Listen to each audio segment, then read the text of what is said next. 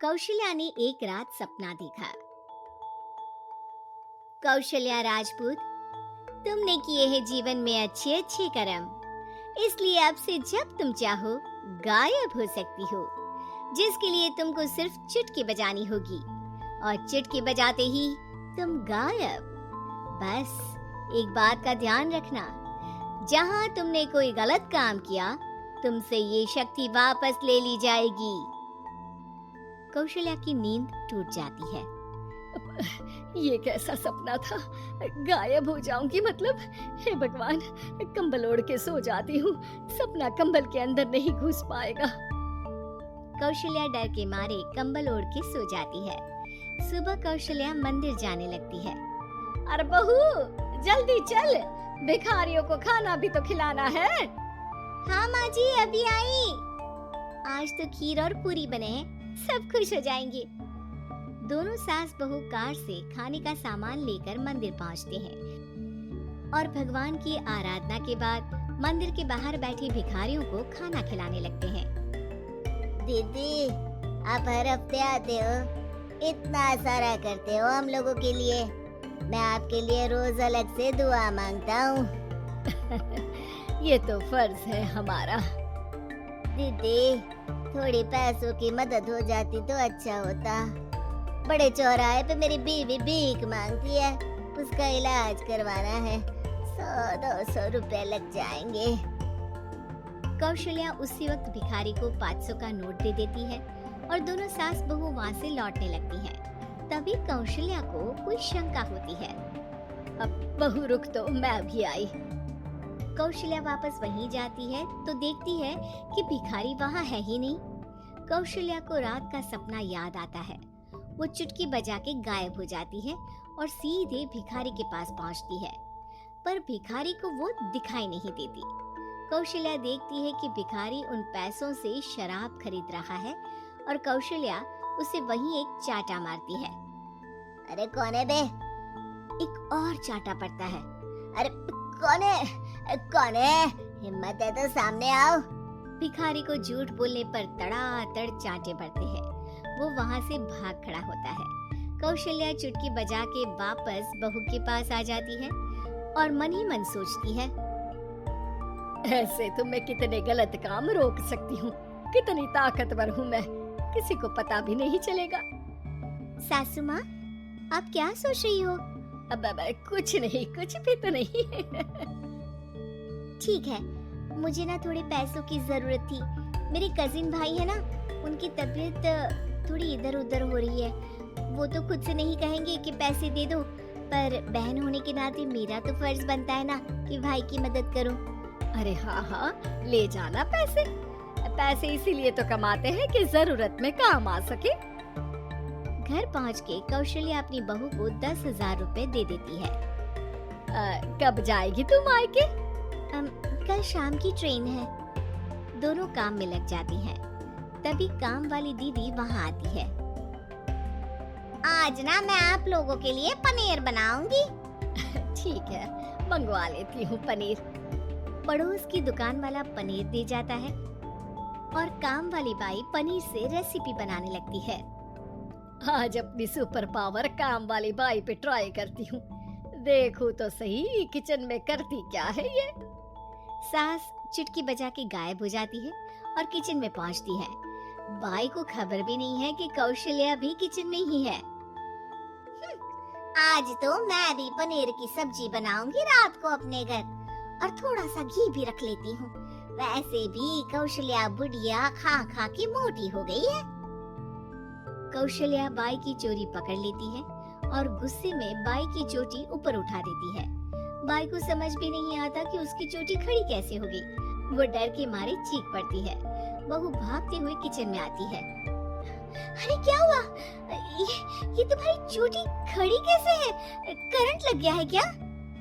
पता नहीं, शायद किचन में ना भूत है। बाई वहाँ से भाग खड़ी होती है और कौशल्या चुटकी बजा के अपने कमरे में टीवी देखने लगती है। बहू वहाँ जाती है।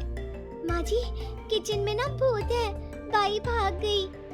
अरे भागने देना, भूत का तो पता नहीं, किचन में चोर जरूर था, और वो थी अपनी काम वाली। अच्छा हुआ चली गई। बहू को कुछ समझ नहीं आया। उसने किचन में जो देखा उसके सदमे में जो थी वो अभी तक। अगले दिन बहू अपने मायके के लिए निकल जाती है। कहीं भिखारी और काम वाली की तरह बहू भी तो मुझे धोखा नहीं दे रही। अरे कहीं वो पैसे ले जाके शॉपिंग तो नहीं करने वाली ना। अभी पता लगाती हूँ, मुझसे कुछ छिपा है भला।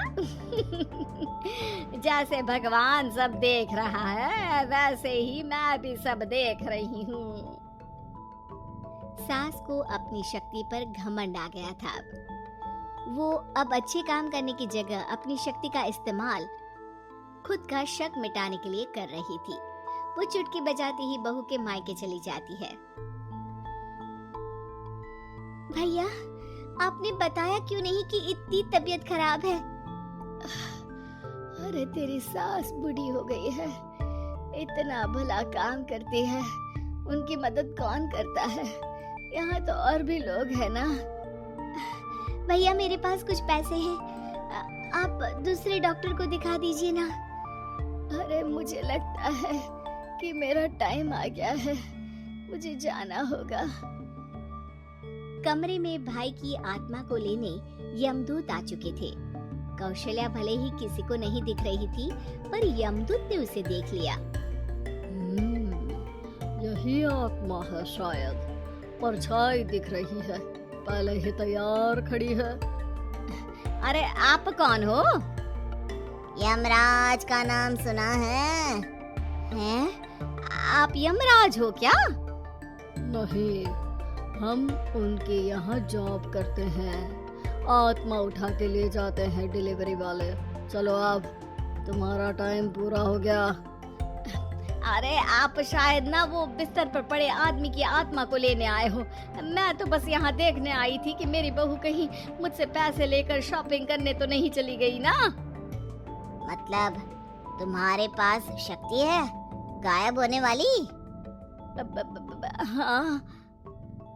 तुम ऐसे तुच्छ काम में उपयोग कर रही हो ऐसी दिव्य शक्ति का। अब तो तुमको ही लेके जाऊंगा। अरे नहीं नहीं, कल मुझे किटी पार्टी में भी तो जाना है। अब नरक में ही करना किटी पार्टी। नहीं नहीं नहीं। 3 बार नहीं क्यों बोल रही हो? टीवी सीरियल चल रहा है क्या एकता कपूर का? अरे प्लीज मुझे जाने दो। आप तो उस बीमार आदमी की आत्मा को लेने आए थे ना। गलत डिलीवरी करोगे तो यमराज डांटेगा ना। बात तो सही कर रही हो, पर हमको उस पे दया आ गई। अभी उसकी उम्र ही क्या है, पर कुछ तो लेके जाना पड़ेगा ना।